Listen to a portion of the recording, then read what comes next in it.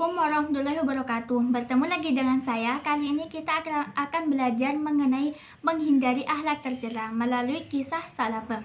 Sebelum membahas apa saja yang perlu kita hindari dari akhlak tercela, mari kita simak kisah salabah. Apa? Aku harus memberi makan kepada mereka? Yang Allah sendiri tidak sudi memberikan rezeki kepada orang-orang itu. Tidak, tidak. Saya menolak membayar zakat.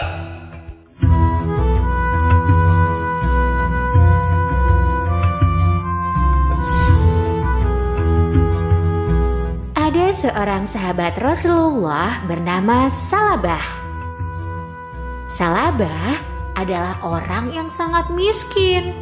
Setiap selesai menunaikan sholat berjamaah di masjid, Salabah selalu buru-buru pulang duluan. Ini karena kain yang digunakannya untuk sholat hanya ada satu, dan Salabah harus bergantian memakainya dengan sang istri tercinta. Hari terus berlalu.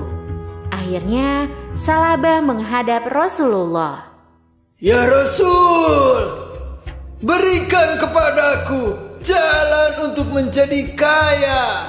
Rasulullah meminta Salabah untuk menerima rezeki yang ada dengan tawakal dan mengingatkannya untuk bersyukur agar Allah menambah nikmatnya. Namun Salabah bersikeras ingin menjadi orang kaya.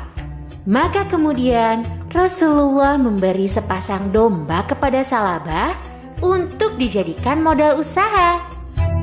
Dengan izin dari Allah, domba-domba itu berkembang biak dengan sangat baik, hingga ratusan jumlahnya.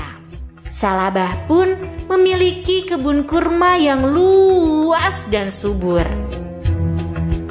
Dalam waktu yang singkat, Salabah pun akhirnya dikenal sebagai orang yang kaya raya. Sayangnya, hati dan pikiran Salabah dikendalikan oleh hawa nafsu. Saking takutnya kehilangan harta, Salabah sampai lupa dengan ibadah. Sholat berjamaah pun ia tinggalkan karena terlalu sibuk mengurus ternak dan kebunnya.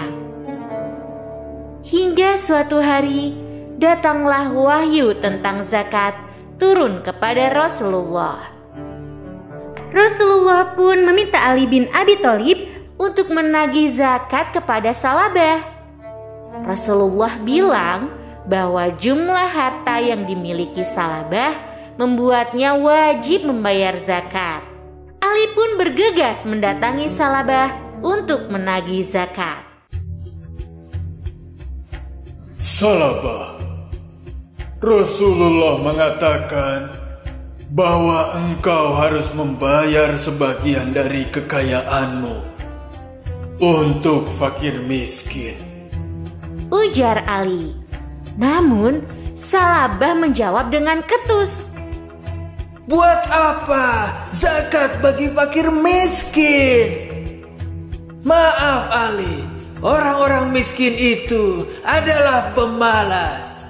Lihat aku, kalau aku hanya duduk dengan berleha-leha, mana mungkin bisa mengumpulkan kekayaan sebanyak ini? Ali pun menjawab, tetapi rukun Islam telah menetapkan atas orang yang mampu bahwa ia diwajibkan untuk menunaikan zakat dari sebagian hartanya. Salabah pun naik pitam. Apa? Aku harus memberi makan kepada mereka? Yang Allah sendiri tidak sudi memberikan rezeki kepada orang-orang itu. Tidak, tidak. Saya menolak membayar zakat.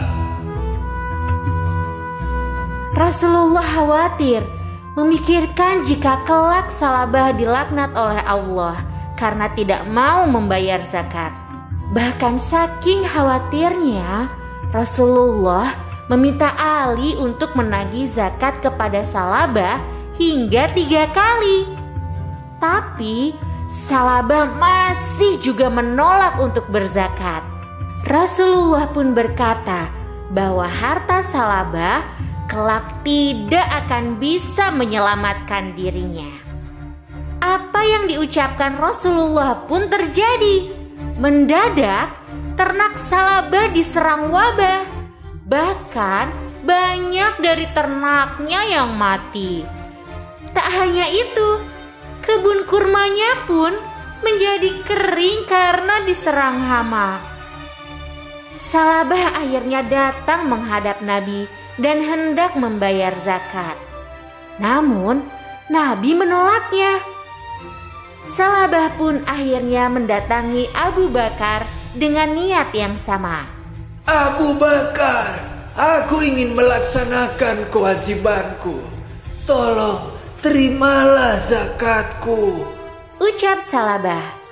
Abu Bakar berkata, maaf Salabah, aku tak menerima apa yang ditolak oleh Rasulullah. Kekayaan Salabah pun musnah dalam waktu singkat. Ia jatuh miskin dan terlunta-lunta. Pada akhirnya, seluruh harta yang dimilikinya tidak dapat menyelamatkan hidup Salabah.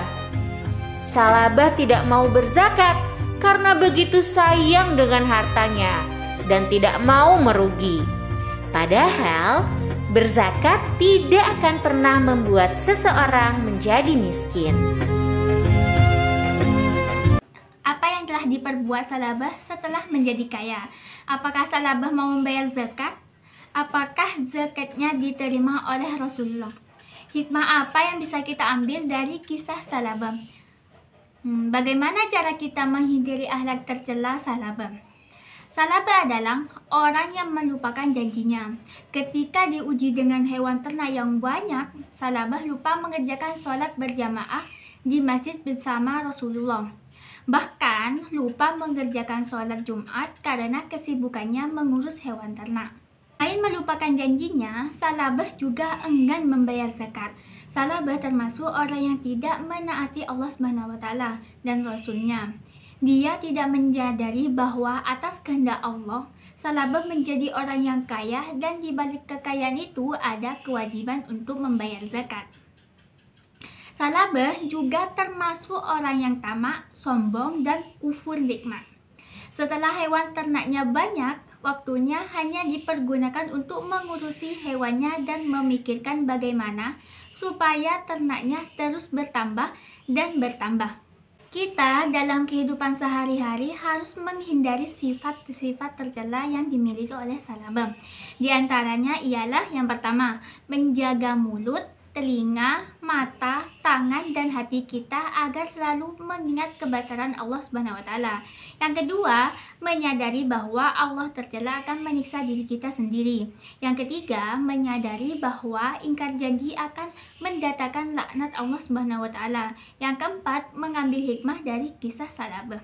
Demikian belajar kita hari ini. Semoga kita bisa menghindari akhlak tercela melalui kisah Salabah. Wassalamualaikum warahmatullahi wabarakatuh.